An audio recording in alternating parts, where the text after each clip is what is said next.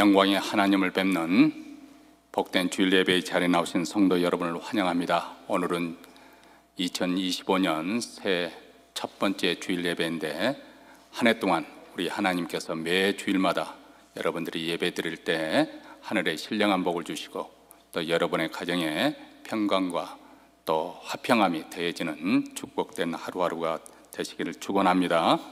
이제 사도신경으로 우리의 신앙을 고백하심으로 2025년 1월 5일 주일 예배 하나님께 드리겠습니다.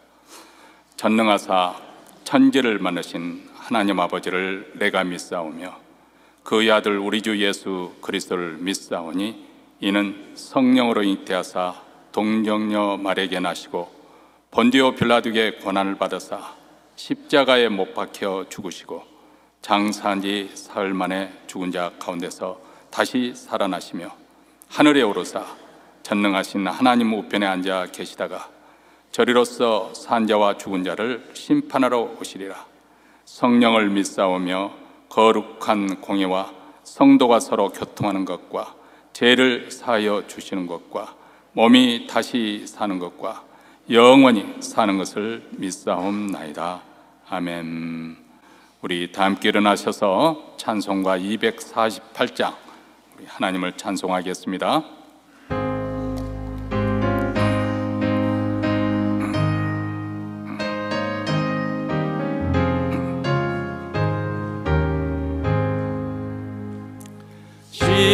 시온의 영광이 빛나는 아침, 어둡던 내 이 땅이 밝아오네. 슬픔과 해통이 기쁨이 되니 시온의 영광이 비춰오네.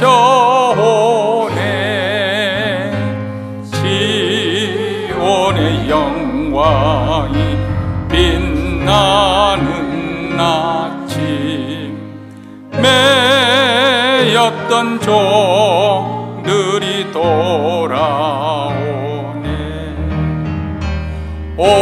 오래전 선지자 꿈꾸던 복을 만민이 다 같이 누리겠네. 보아라 광야에 왓초가 피고 말랐던 시냇물 흘러오네. 이 산과 저 산이 마주쳐 울려 주 예수 은총이 상하네. 땅들아 바다야 많은 섬들아 찬양을 주님께 드리어라. 싸움과 죄악에 참혹한 땅에 찬송이 하늘에 사무치네. 아멘.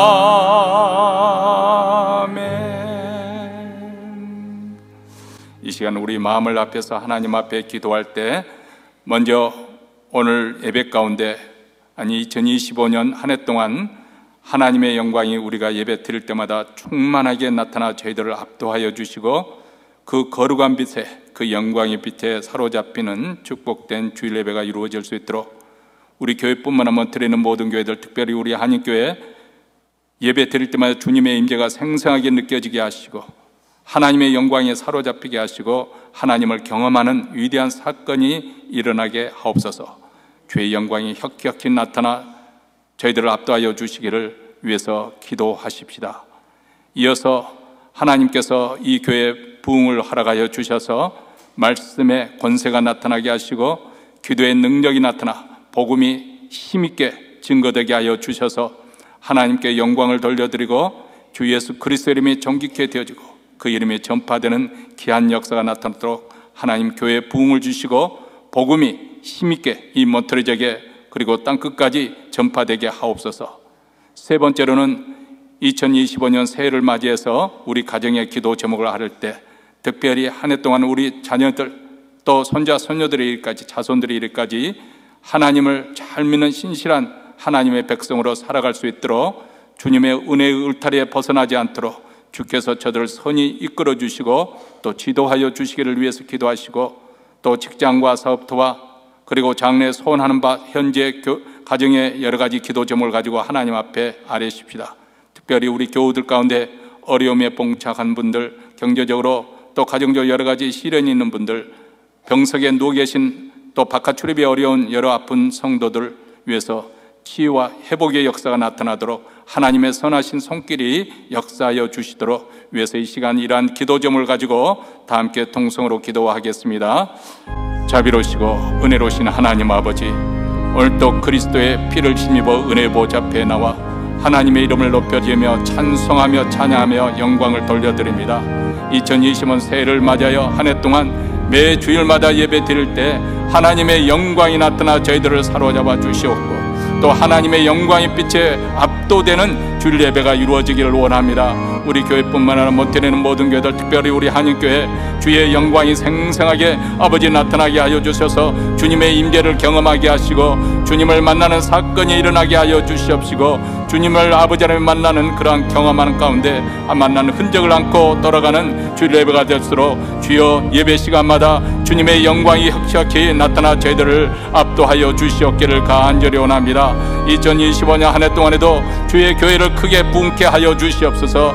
주의 말씀이 힘있게 증거되게 하여 주시옵고 아버지의 주님의 백성들이 합심하여 부르짖는 기도가 응답되는 교회가 되기를 원합니다. 주의 교회를 통해서 복음이 땅끝까지 특별히 몬트레에게 충만하게 증거되고 전파되어 많은 영혼들이 주께로 돌아오는 아름다운 부흥의 역사가 일어나게 하여 주시옵기를 간절히 원하오니 우리 하나님께서 권능으로 함께 하시고 성령의 기름을 물붓듯이 부어주시기를 원합니다. 오늘도 우리 각자 기도 제목을 가지고 아버지의 새해를 맞이하여 가정의 기도 제목을 하나님께 아뢰입니다. 한 해 동안 신실하신 하나님께서 우리 가정에 아버지의 평강으로 지켜주시되 무엇보다도 이 태양길에서 보호하여 주시고 저들의 아버지의 자손과 후손의 일까지 우리 주 예수 그리스도를 신실하게 알면 하나님의 백성으로 살아갈 수 있도록 우리 하나님이 저들의 인생길을 지도하시고 인도하여 주시옵기를 원합니다. 오늘도 기도 제목으로 하는 모든 기도 제목이 응답되는 역사가 나타나기를 원합니다. 직장에서 형통하게 하시고 사업이 번성하게 하여 주시옵시고 또 아버지 하나님의 기도 제목 여러 가지 가정적으로 경제적 시련을 겪고 있는 늘 믿음으로 잘 극복하고 견뎌낼 수 있도록 도와주시옵시고 병석에 누워 계신 분을 우리 주님께서 치유하시고 안수하여 주셔서 힘있게 하여 주시옵시고 바깥 출입이 어려운 권사님들에게도 하루하루 우리 주님께서 이루어 공고하심으로 저들로 하여간 천국에 빛나는 소망을 가지고 살아가는 귀한 하루로 믿음으로 승리하는 우리 모든 교우들이 될 수 있도록 우리 하나님 도와주시옵기를 간절히 원하오니 주여 도와주시고 주님의 뜻이 이루어지게 하여 주시옵기를 간절히 원하고 기도하옵나이다. 하늘에 계신 우리 아버지여, 이름이 거룩하심을 받으시오며 나라에 임하오시며 뜻이 하늘에서 이루어진 것 같이 땅에서도 이루어지이다. 오늘날 우리에게 일용할 양식을 주옵시고 우리가 우리에게 죄진 자를 사하여 준 것 같이 우리 죄를 사하여 주옵시고 우리를 시험에 들게 하지 마옵시고 다만 악에서 구하옵소서. 대견 나라와 권세와 영광이 아버지께 영원히 싸움나이다. 아멘. 이제 오늘 주신 새해 첫 번째 주일을 맞이해서 주시는 하나님의 말씀은 요한복음 17장 1절로부터 5절 말씀입니다. 우리 같이 한 목소리로 읽겠습니다. 예수께서 이 말씀을 하시고 눈을 들어 하늘을 우러러 가셨사대 아버지여 때가 이르렀사오니 아들을 영화롭게 하사 아들로 아버지를 영화롭게 하게 하옵소서. 아버지께서 아들에게 주신 모든 자에게 영생을 주게 하시려고 만민을 다스리는 권세를 아들에게 주셨음이로소이다. 영생은 곧 유일하신 참 하나님과 그의 보내신 자 예수 그리스도를 아는 것입니다. 아버지께서 내게 하라고 주신 일을 내가 이루어 아버지를 이 세상에서 영화롭게 하였사오니 아버지의 창세전에 내가 아버지와 함께 가졌던 영화로서 지금도 아버지와 함께 나를 영화롭게 하옵소서. 아멘.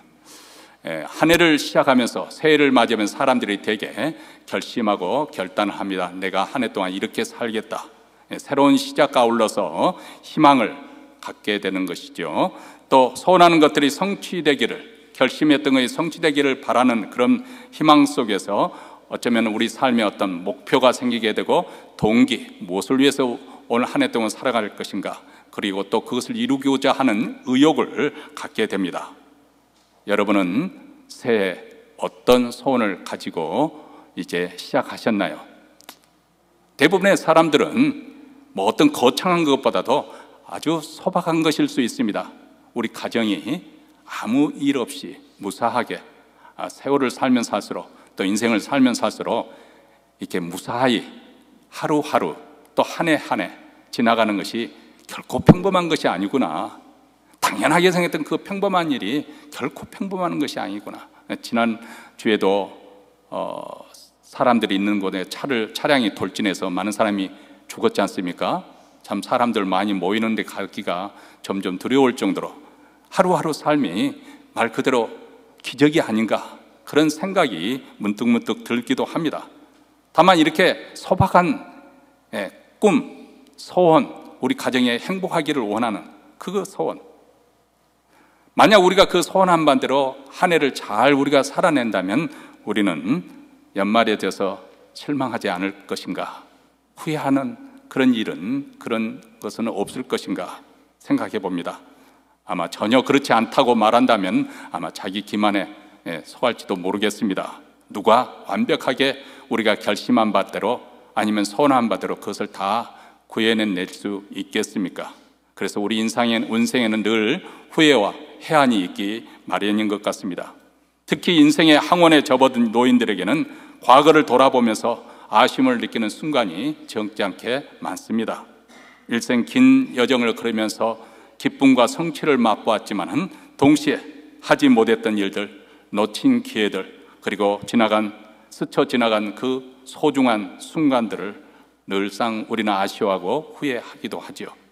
이런 후회는 단순히 아쉬움으로 그치는 것이 아니라 어떻게 보면 삶에 무엇이 중요한가 하는 것을 생각해내는, 삶의 진리를 드러내는, 아니 보여주는 거울의 역할도 한다고 생각합니다.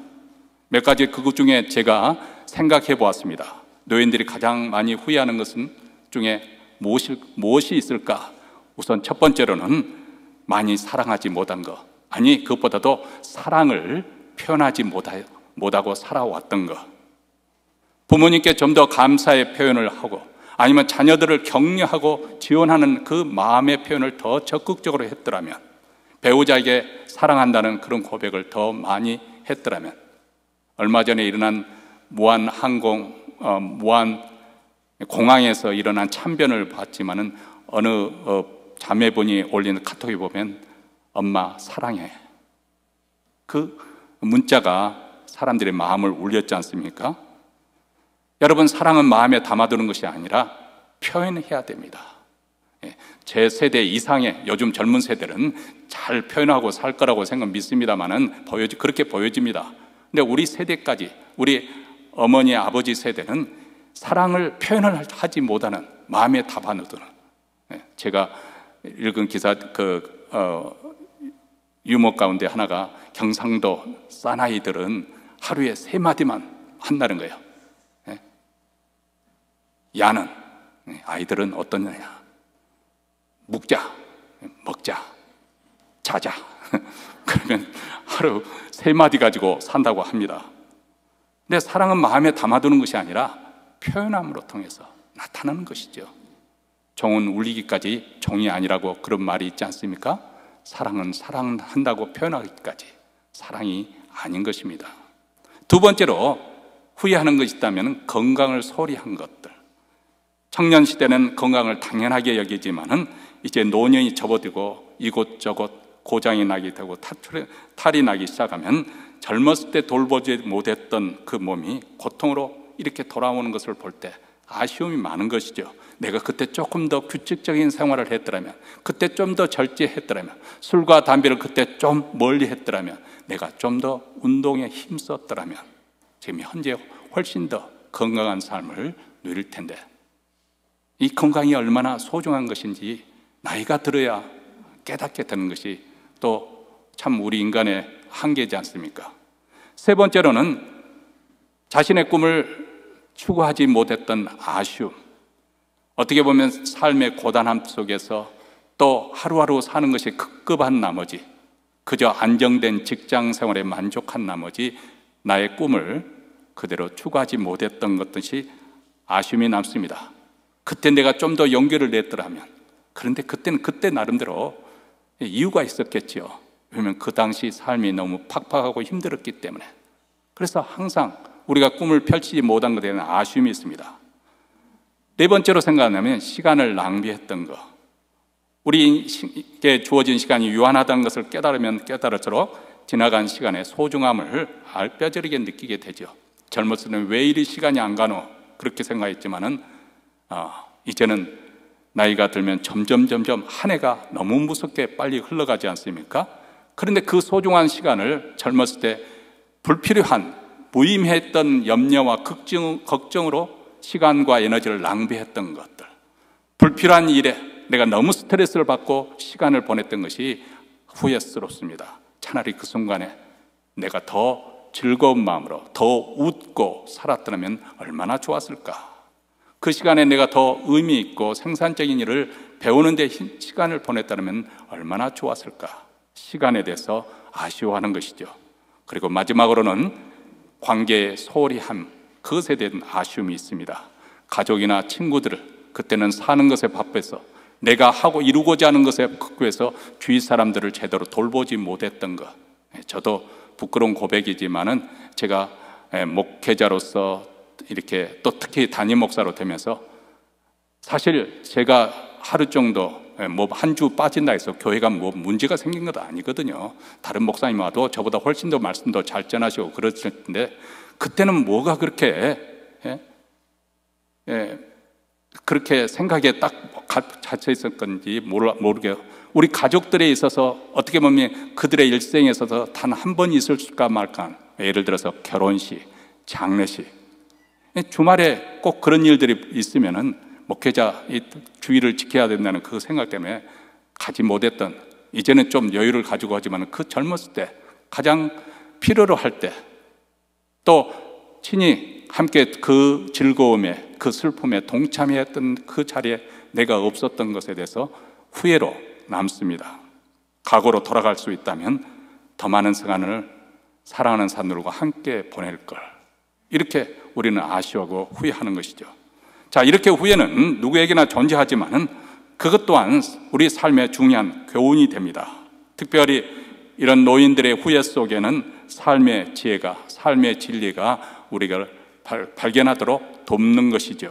그래서 그들은 말하고 있습니다.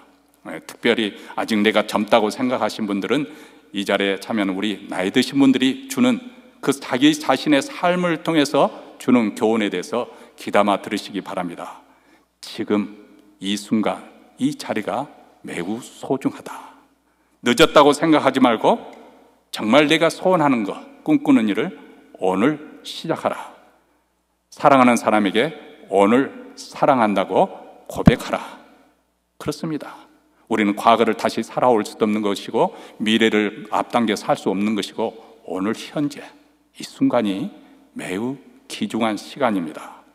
만약 우리가 이러한 생각을 가지고 올 한 해를 산다면 훨씬 더 후회를 줄이고 대신 감사와 또 희망으로 더 채워질 거라고 생각이 되어집니다.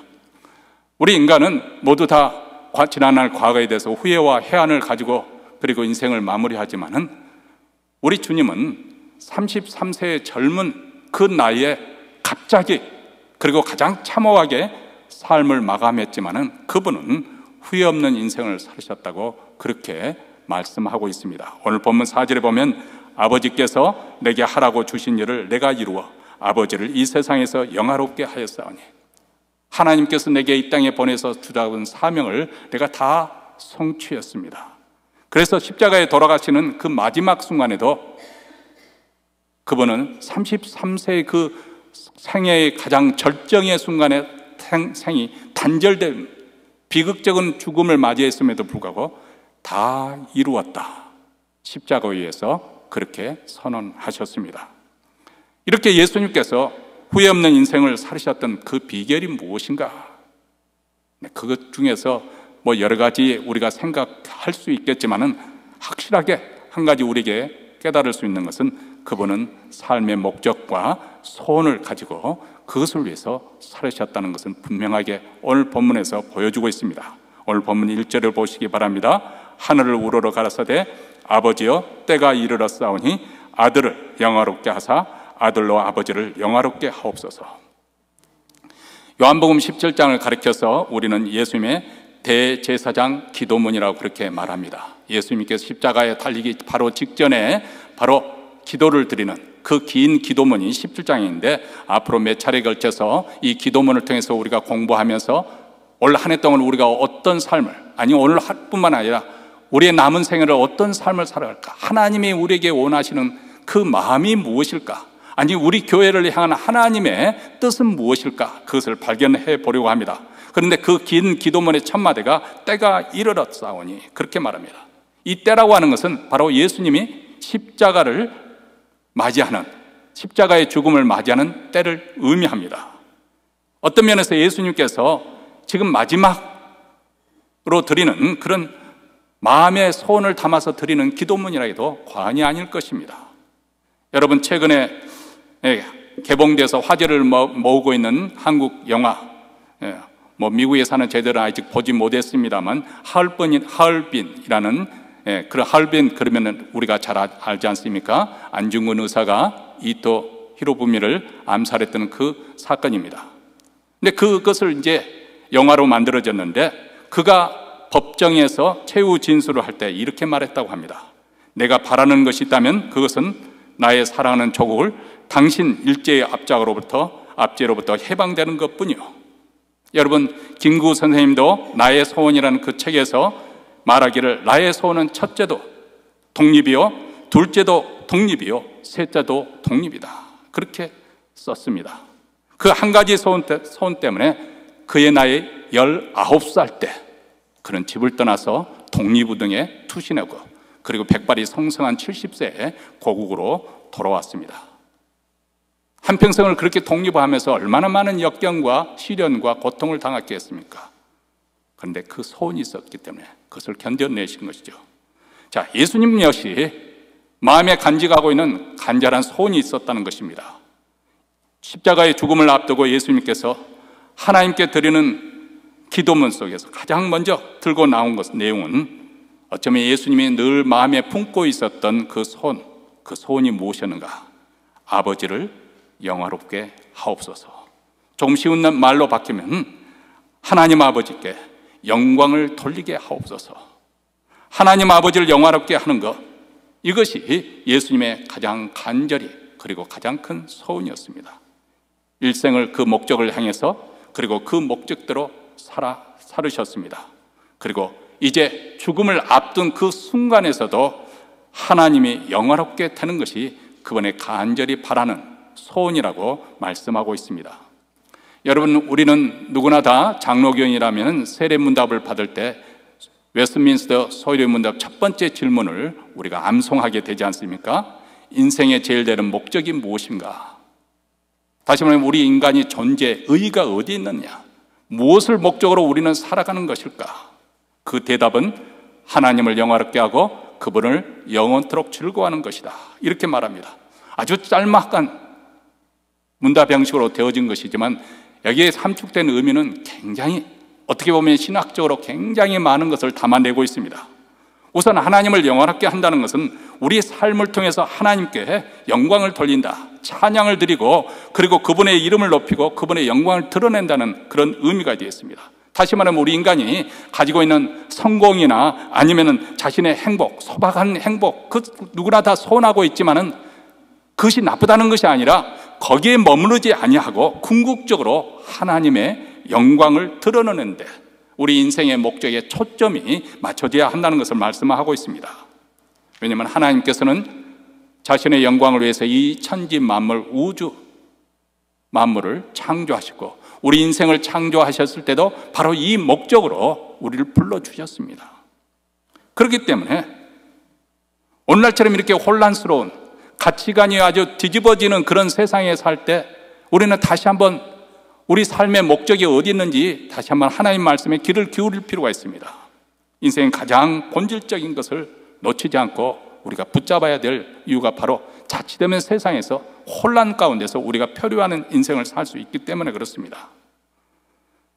우리는 하나님을 영화롭게 위해서 부르심을 받았을 뿐만 아니라 또 동시에 영원토록 즐거워하도록 그것을 목적으로 하나님께서 우리를 창조하셨다는 것입니다. 다시 말하면 우리가 하나님을 두려워하는 대상으로 단지 그분을 섬기고 그분께 모든 것을 바치는 것으로 하나님께서 우리를 부르신 것이 아니라 하나님께서 자신과 대등한 그런 인격적인 관계 속에서 서로 사랑의 교제를 나누도록 그 안에서 기쁨이 충만하도록 하기 위해서 하나님께서 우리를 불러주셨다는 것입니다. 그러니까 의무적으로 이렇게 좋은 날 내가 하고 싶던 하지 않고 이렇게 모이는가 억지로 마지못해 끌려오는 것이 아니라 하나님의 은혜와 사랑 속에 나의 행복이 있고 만족이 있고 기쁨이 있기 때문에 기꺼이 기쁜 마음으로 하나님 앞에 나오는 것입니다. 더 이상 두려움의 대상으로 무서움의 대상으로 벌벌 떠는 것이 아니라 하나님과 아주 친밀한 관계 속에서 그분이 주시는 그 기쁨으로 충만케 되어지는 것. 물론 세상 사람들은 세상에 주는 쾌락이 있습니다. 그러니까 세상을 좋아하겠죠. 도박장에 가면 그것에 주는 어떤 도파민인가요? 그것이 분비됨으로 쾌락을 주기 때문에 거기에 매여지는 것이죠. 마약을 한 사람은 그런 세상적인 재미, 나름대로 거기에 대해 중독돼서 그 쾌락을 추구하며 사는 것입니다. 아니 일반 사람들은 나름대로 성공, 행복을 추구하며 삽니다. 거기에서 기쁨이 주어진다고 생각합니다. 그런데 우리 인생의 가장 진정한 기쁨은 그 기쁨의 원천은 어디서부터 오는 것인가? 오직 우리 하나님 안에서만 발견할 수가 있습니다. 하나님을 만남으로 하나님을 알므로써 우리에게 만족감 있고 행복 있고 그리고 기쁨이 충만하게 되는 것이죠. 하나님을 영화롭게 하고 그분을 영원토록 즐거워하는 것, 이것은 서로 분리되는 거 아닙니다. 우리가 하나님을 즐거워함으로써 하나님께 영광을 돌려드리고 하나님께 영광을 돌려드리면서 우리는 하나님으로 인해서 기쁨을 누릴 수가 있는 것이죠. 예수님은 바로 이런 목적에 있는 인생을 사셨고 그것을 살아내셨고 그것을 우리에게 또 보여주신 것입니다. 자, 그렇다면 우리도 어떻게 예수님처럼 하나님을 영화롭게 하고 그분께 영광을 돌려드릴 수 있을 것인가? 오늘 본문 예수님의 기도에서 우리는 무엇을 배울 수 있는 것일까요? 먼저 예수님께서는 자기 자신을 영화롭게 함으로써 하나님께 영광을 돌려드린다, 그렇게 우리에게 말씀하고 있습니다. 1절 말씀입니다. 우리 1절 다시 한번 같이 읽겠습니다. 예수께서 이 말씀을 하시고 눈을 들어 하늘을 우러러 가라사대 아버지여 때가 이르렀사오니 아들을 영화롭게 하사 아들로 아버지를 영화롭게 하게 하옵소서. 여러분, 자식이 잘나면 부모가 영광을 얻습니다. 물론 본인의 사실 자기가 잘 되면 자기가 좋으라고 하는 거죠. 자식들에게 우리가 잔소리를 하지 않습니까? 공부하라 하는 것은 자기 잘할 대로 하는 거지 부모가 덕을 보겠습니까만은 그래도 잘난 자식을 두면 부모가 영광을 얻습니다. 아무개 아버지라고 소개하면 사람들이 어떻게 그런 훌륭한 따님을 두셨느냐, 딸을 먼저 우대해야죠. 따님을 두셨느냐, 또 아드님을 두셨느냐, 이렇게 사람들이 칭찬을 하고 찬사를 아끼지 않습니다. 자, 그런데 여기서 하는 말은 그런 의미가 아닐 것입니다. 우리가 많은 업적을 쌓고 이름을 내고 무슨 우리 재능과 또 능력과 또 우리 학문을 통해서 하나님께 영광을 돌리고 신앙생활을 잘해서 선행을 많이 해서 우리가 하나님께 그것을 지금 말씀하는 것이 아니라고 생각합니다. 왜냐하면 우리 하나님은 모든 것을 다 가지고 계신 창조주 하나님이세요. 그분은 우리의 도움이 필요하신 분이 아니십니다. 우리가 그분께 드린다고 해서 그분의 부족한 것이 채워지는 것이 아니에요. 그분은 스스로 존재하시고 스스로 충만하신 분이세요. 자, 그렇다면 예수님께서 자신을 영화롭게 함으로 하나님께 영광을 돌린다는 이 뜻은 무엇인가? 한마디로 표현한다면 예수께서 십자가 지시는 것을 의미하고 있습니다. 오늘 본문 1절에서 때가 이르렀다는 것은 바로 인류 구원을 위해서 십자가를 짊어져야 할 때를 말씀하고 있는 것이죠. 그리고 2절에 보면 예수님께서 만민을 다스리는 권세를 가지셨다고 했어요. 그분은 하나님의 아들로서 통치자로서 얼마든지 섬김을 요구할 수 있는 그런 위치에 있는 분이지만은 그럼에도 불구하고 그분은 섬기기 위해서 이 땅에 오셨고 그 섬김의 하이라이트라고 할 수 있는 십자가를 지신 것입니다. 그 십자가를 피하지 아니하시고 결연히 단호하게 그 십자가의 길을 가신 것입니다. 그리고 이것이 하나님을 영화롭게 하는 길이라고 말씀하고 있습니다. 우리가 요한복음서를 읽어보면 제자 요한, 이 사도 요한은 예수께서 십자가에 죽는 것이 그분의 영광이었다는 사실을 줄기차게 강조를 하고 있습니다. 그것을 목적으로 예수께서 이 땅에 오셨다는 것입니다. 그렇다면 왜 예수님께서 그 참혹한 십자가의 죽음이 수치와 패배가 되지 않냐고 하나님께 영광이 되고 자신을 영화롭게 하는 것이라고 말씀하고 있는 것일까요? 그것은 우리가 성경에서 말씀하는 것을 좀 더 추론해 갈 필요가 있습니다. 창세전에, 이 세상 우주 만물이 조성되기 전에, 훨씬 전에, 영원 전에 성부 하나님과 성자 하나님과 사이에 언약이 있었습니다. 바로 우리 인간을 구원하기 위한 의논이 있었다는 것입니다. 그것은 죄에 빠진 우리 인간을 구원하시기 위해서 성자 하나님께서 성육신으로 이 땅에 오시는 것입니다. 그리고 우리 인간의 죄를 대속해서 그 대속물이 되기 위해서 십자가의 죽음을 당하기로 예정하신 것이고 결심하신 것입니다. 이것이 바로 우리를 향한 하나님의 큰 구원의 경륜입니다. 예수님의 십자가를 통해서 우리 인생을 구원할 뿐만 아니라 온 우주 만물을 다시금 그리스도 안에서 통일되게 하려고 우리 주님께서 십자가를 지시기로 그렇게 작정하시고 이 땅에 오신 것입니다. 이 계획을 성취하기 위해서 성자 하나님께서 영광의 자리를 버리시고 낮고 천한 인간의 인생의 몸으로 오셨습니다. 그리고 십자가의 죽음을 향해서 한 걸음씩 전진해 가십니다. 마침내 이제 그 때가 왔다는 것입니다. 예수님은 때가 이르렀으니 아들을 영화롭게 하사 아버지를 영화롭게 해달라고 지금 기도하고 있습니다. 왜 십자가가 하나님 아버지를 영화롭게 하는 것일까요? 왜냐하면 십자가 외에 달리 하나님의 어떤 분이신지, 하나님의 거룩한 성품, 그분의 사랑, 그분의 은혜를 설명할 수 있는 다른 길이 없기 때문에 그렇습니다. 십자가에 하나님의 은혜가 나타났습니다. 심지어는 천사들도 감히 상상조차 할 수 없는 하나님께서 만드신 만물의 영장, 하나님의 최고의 작품, 자신의 형상에 따라 만드는 인간이 타락해서 저토록 하나님께 배역하고 거역하고 하나님을 부정하고 있는 그 인생들을 어떻게 구원할 것인가? 하나님의 정의로우신 공의로우심을 하자면 그들은 심판받아 마땅합니다. 그런데 그들을 노아의 홍수처럼 쓸어버리거나 아니면 소돔과 고모라처럼 불덩이, 불과 유황으로 그들을 심판하고 엎어버리면 될 텐데, 그래서 과연 천사들은 하나님이 어떻게 저 인생들을 구원할 것인가 심히 궁금해하는데, 그것은 천사들도 감히 생각조차 할 수 없는 그런 기이한 방식으로 바로 성자 하나님이 이 땅에 오셔서 아주 무력하게 로마 병사에게 체포가 되고 그리고 십자가 처형을 당하셨다는 것입니다. 이를 통해서 하나님의 심판이 예수 그리스도께서 저주의 십자가를 지심으로 다 하나님의 공의가 이루어지고 그리고 그 은혜로 말미암아서 우리가 살 수 있는 하나님의 사랑이 나타났습니다. 지금도 십자가를 통해서 하나님은 우리에게 말씀하십니다. 보라, 내 사랑하는 아들을 내어주기까지 내가 이토록 너희들을 사랑했노라. 그렇기 때문에 누구든지 십자가를 쳐다보면 죄인들을 향한 하나님의 아버지의 위대한 사랑을 깨닫게 됩니다. 그 사랑을 경험하게 되는 것이죠. 그래서 그 하나님께 영광과 찬송을 돌려드린 것입니다. 그래서 이 십자가는 바로 하나님께를 영화롭게 하는 것이고 하나님을 영화롭게 하는 길이기 때문에 예수님이 또한 영광의 자리라고 말씀하고 있는 것입니다. 4절에 보면 이렇게 십자가를 통해서 하나님을 영화롭게 하기 위해서 예수님께서 무엇을 하러 이 땅에 오셨는가?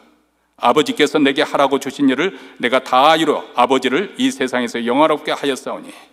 하나님 아버지께서 우리에게 예수님께 하라고 명하신 그 일을 예수님께서 다 성취해서 하나님 아버지를 영화롭게 했다는 것인데, 이 땅에 오셔서 그러면 예수님께서 십자가를 통해서 무엇을 성취하려고 했던 것인가? 구체적으로 2절 말씀에 나와 있습니다. 다시 한번 보겠습니다. 아버지께서 아들에게 주신 모든 자에게 영생을 주게 하시려고. 하나님께서 예수님께 하라고 명하신 것은 하나님의 백성들, 선택함을 받은 하나님의 백성들에게 영생을 주게 하시려고. 하나님이 세상을 이처럼 사랑하사 독생자를 주셨으니 이는 저를 믿는 자마다 멸망치 않고 영생을 얻게 하려 하십니다. 하나님이 그 아들을 세상에 보내신 것은 세상을 심판하려 하심이 아니요, 하나님이 노아의 홍수처럼 쓸어버리는 것은 쉽습니다. 하나님의 공의를 이루는 것은 너무나도 쉬운 일이에요.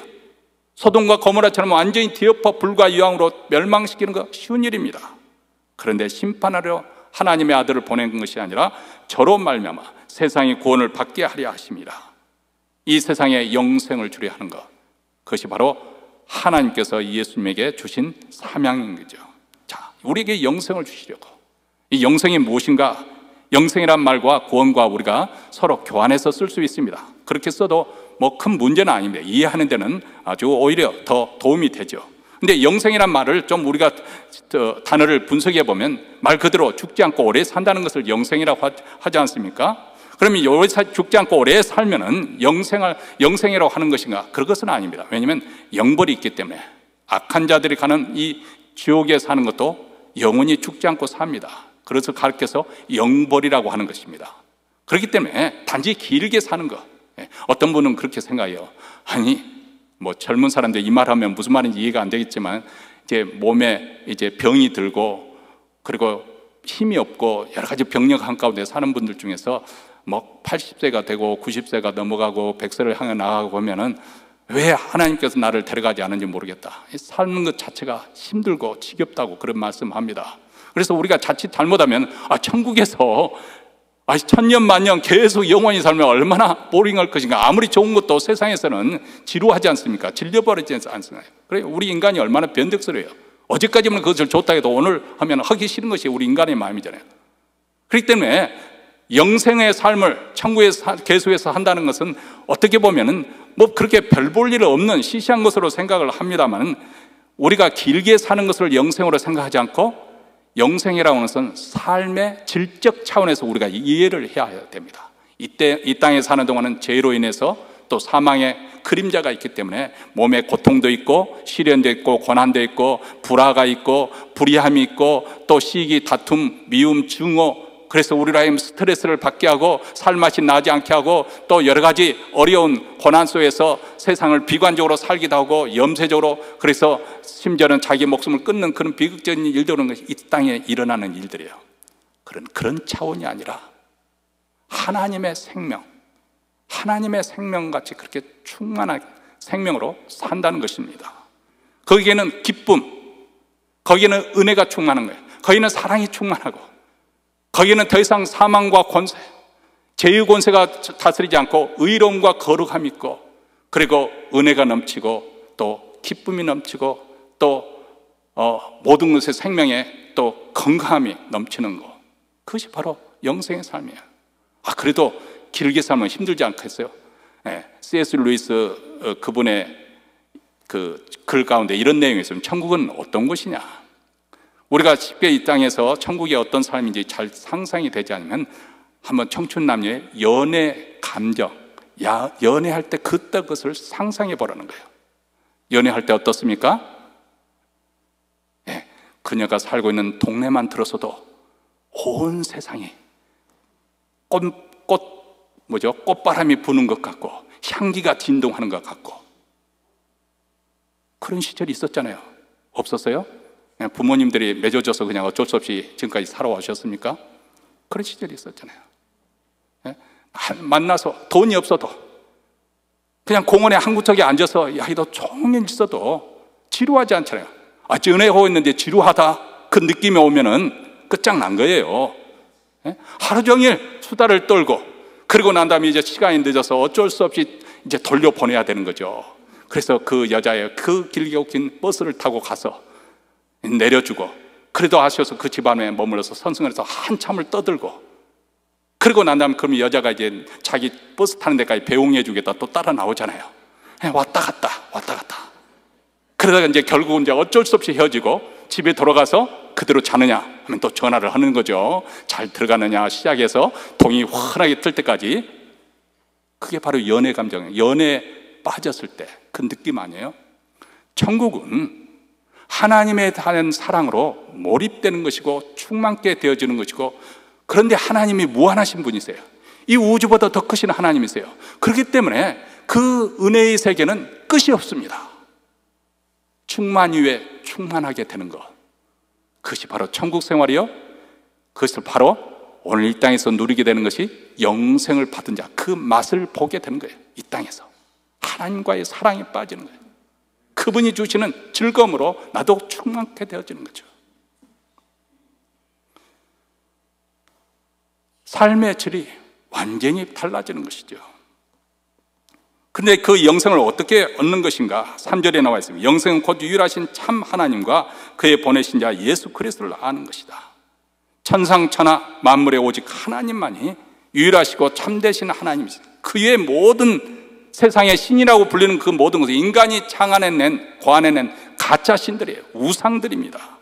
오직 참신, 참되시고 유일하신 분은 하나님이신데, 근데 그분이 초월자이시고 그분이 또 무한자이신데 우리가 어떻게 그분을 알 수 있겠습니까? 하나님께서 자기 자신을 보여주시지 않으면 우리가 어떻게 알 수 있겠습니까? 하나님이 자기 자신을 보여주시는 것을 가르쳐서 우리는 신학적 용어로 계시라고 하는데, 그 계시의 핵심이 뭐냐? 그것은 바로 예수 그리스도이십니다. 자신을 알 수 있는 길을 하나님께서 마련해 주셨는데, 바로 이 땅에 성자 하나님이신 예수 그리스도를 이 땅에 보내주심으로 예수 그리스도를 알음을 통해서 우리는 그분을 통해서 그분을 보내신 하나님을 알게 되는 것입니다. 여기서 안다는 것은 단순히 우리가 이렇게 말씀을 듣고 지식적으로 쌓여져 가는 것을 말하는 것이 아니라 예수 그리스도와의 관계를 맺는 거예요. 그분이 내 구주가 되어주시고 구세주가 되어주시고 그분이 내 삶에 들어오셔서 내 삶을 지도하시고 인도해 가심으로, 그래서 우리가 매일 삶 속에 그분을 경험하게 되는 거예요. 두 남녀가 살아서 이제 부부가 되어서 하나가 됨으로써 서로를 알아가는 것처럼 경험을 통해서 알아가는, 관계를 맺고 그 경험적으로 체험해서 그분을 알게 되는, 아, 하나님이 이런 분이시구나 깨달아가는 거예요. 그렇기 때문에 여기서 안다는 것은 즉 믿는다는 것을 의미합니다. 요한계시록에 보면 안다는 것과 믿는 것 동일히 함께 갑니다. 왜냐하면 그것은 경험적으로 관계를 맺고 얻어지는 지식을 의미하기 때문에, 그분을 알기 때문에 우리가 믿는 것입니다. 예수 그리스도를 알므로써, 예수 그리스도를 믿음으로써 하나님을 알게 되고 하나님을 믿게 되고, 하나님을 알므로써 믿음으로써 우리가 영생을 받게 된다는 것입니다. 이 영생을 주시기 위해서 예수께서 이제 십자가를 지시는 것이죠. 이를 통해서 천하 만민에게 영생을 주는 구원이 이루어지는 것이죠. 이 일을 성취하는 것이 하나님께 영화롭게 하는 것이다. 그렇기 때문에 우리가 어떻게 하나님을 영화롭게 하는 것이냐? 바로 이 하나님의 구원 사역에 동참하는 것입니다. 이 세상에서 가장 고귀하고 그리고 고상한 일은 바로 생명을 살리는 일 아니겠습니까? 만민에게 영생을 주는 이 구원 사역에 함께 동참하는 것, 그래서 교회의 중요한 사명 중에 하나가 복음을 전파하는 거죠. 너희는 온 족속에 가서 아버지와 아들과 성령의 이름으로 세례를 주고 내가 너희에게 분부한 모든 것 가르쳐 지키게 함으로 제자를 삼으라는 거예요. 가는 이유가 무엇입니까? 그들로 하여금 그리스도의 제자가 되도록. 그들에게 세례를 주는 이유가 무엇입니까? 그들로 하여금 제자가 되도록. 그들에게 가르치고 말씀으로 가르쳐서 양육하는 이유가 무엇인가? 예수님의 제자로 삶, 그 일을 하기 위해서, 복음 전파를 위해서. 교회의 생명은 바로 이 복음 전파에 있습니다. 우리가 예배를 드리고 기도하고 수고하고 봉사하는데 그 목적을 놓쳐버리면 안 되는 거예요. 이 일을 통해서 우리 하나님께 영광을 돌려드려야 하는데, 우리가 그렇게 하는 일이 무엇입니까? 복음 전파를 통해서. 오늘 아침에도 일부 예배 때 가끔씩 우리 이 지역에 이제 따뜻할 그 겨울에 추우니까 이쪽으로 오셔가지고 한겨울을 지내다 가시는 이은엽 권사님이라는 분이 계셨어요. 그래서 이곳에 머무는 동안 저희 교회 출석하시고 그랬는데 어느 날 그분 따님에게 전화가 왔습니다.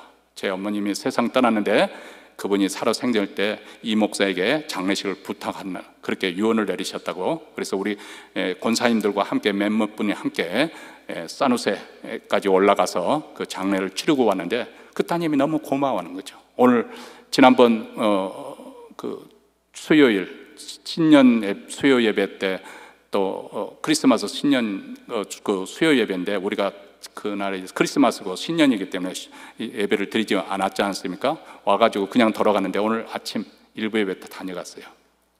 우리가 작은 수고로 해서 그분을 섬겨드렸어요. 근데 그분은 그것을 통해서 마음 문이 열리고 고마워하고 감사하는 거예요. 교회가 이 일을 위해서 불러준 거예요.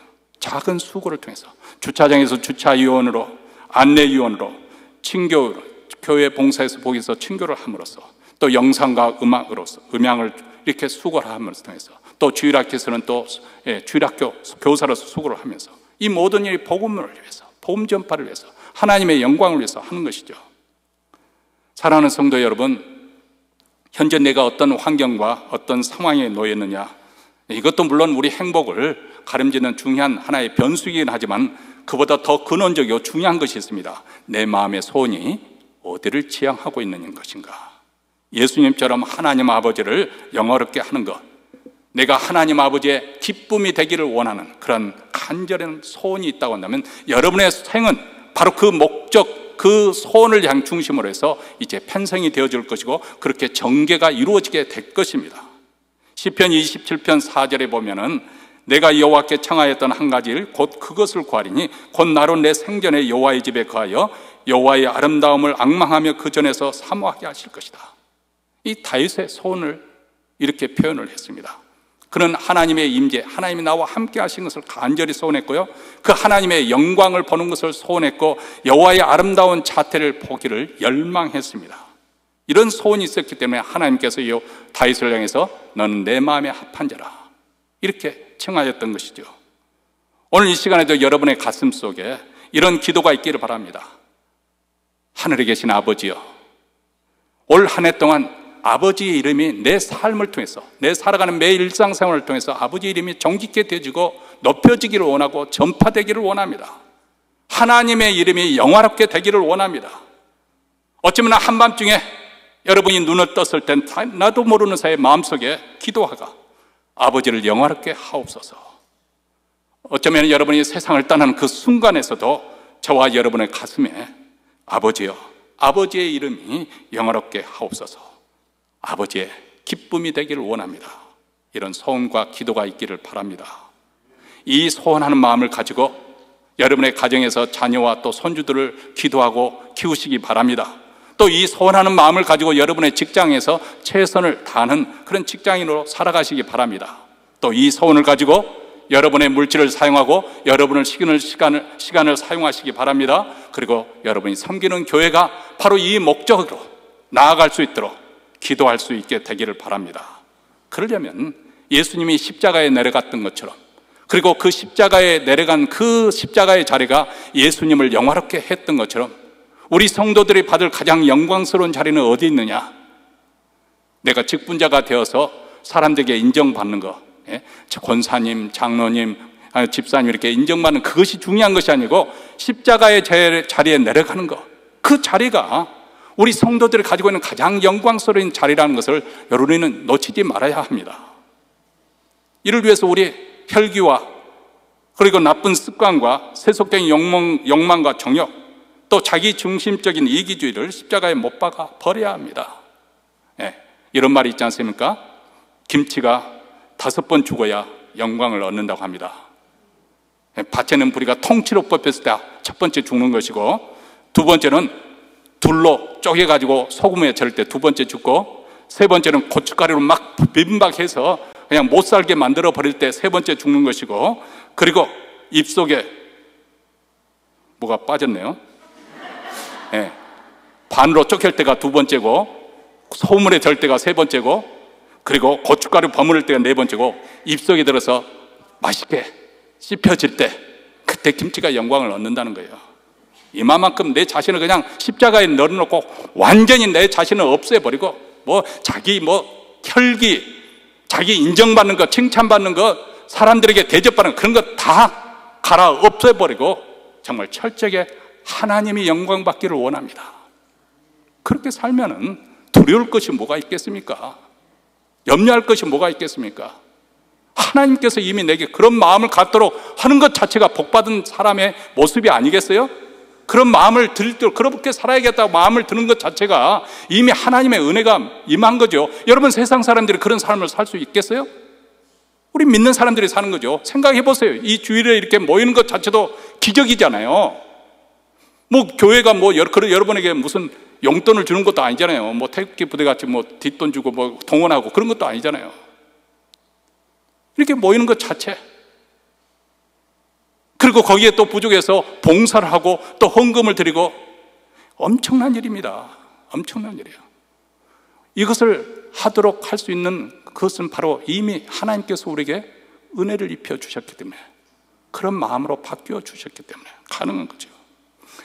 아버지를 영화롭게 하고자 하는 그 열망, 그것이 여러분의 삶을 이끌어갈 수 있게 되기를 바랍니다.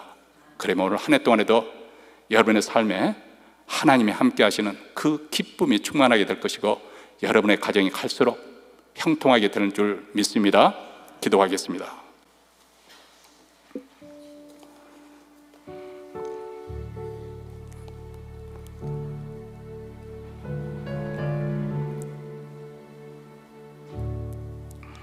사랑하는 성도 여러분, 우리 인생에 어차피 많은 부분에서 부족한 부분이 많고 연약한 부분도 많고 또 허점도 있고 허물도 많습니다. 우리가 죄에서 완전히 벗어나지 못합니다. 그런 한계 있는 인생, 그래서 인생에 고난이 많습니다.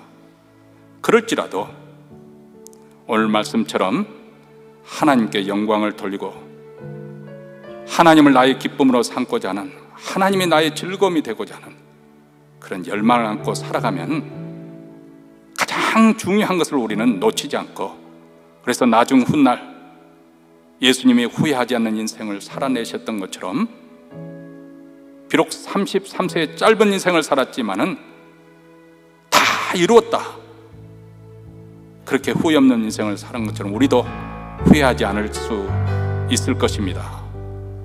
오늘 우리 마음에 다시금 다잡으십시다.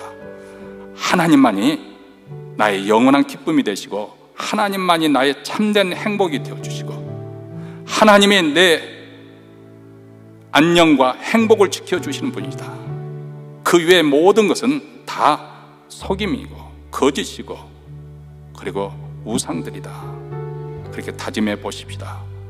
마음에 확인하십시다. 그리고 그 믿음으로 오늘 한 해를 사시기 바랍니다. 하나님 아버지, 감사합니다. 새해를 출발하면서 올 한 해 동안 우리가 목표를 분명하게 정하기를 원합니다.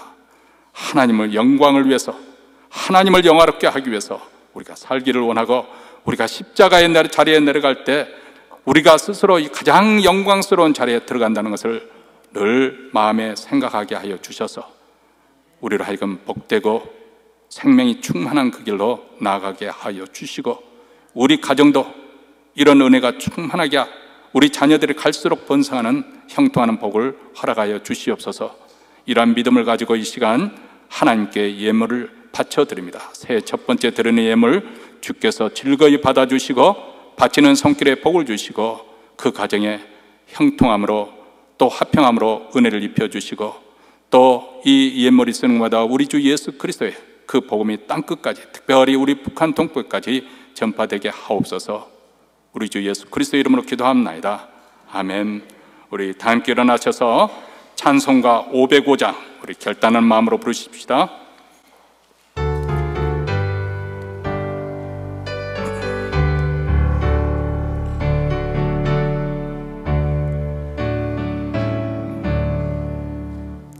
내 모든 소원 기도의 제목 예수를 담기 원합니다.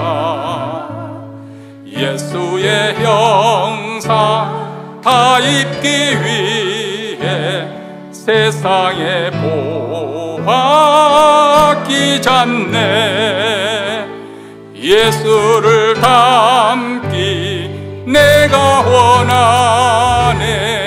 날 구원하신 예수님을 내 마음속에 지금 고도사 주님의 형상 인치소서. 무한한 사랑 풍성한 긍휼 슬픈 자 위로하시는 주. 길 잃은 죄인 부르는 예수 그 형상 담게 하옵소서. 예수를 닮기 내가 원하네. 날 구속하신 예수님을 내 마음속에 지금 고도사 주님의 형상 인치소서. 겸손하시고 거룩한 예수 원수의 멸시 참으시사 우리를 위해 고난을 받은 구주를 담게 하옵소서. 예수를 닮기 내가 원하네. 날 구속하신 예수님을 내 마음속에 지금 고도사 주님의 형상 인치소서. 이제는 우리 구주 예수 그리스도의 은혜와 하나님 아버지의 무한하신 사랑과 성령의 교통하심이 새해를 맞이하여 우리 삶의 일과 하루 일상생활 속에 하나님을 영화롭게 하고자 하는 그런 열망을 안고 나아가는 살아가는 주의 백성들, 그리고 그 가정과 기업과 교회 위에 영원토록 함께 있을지어다. 아멘.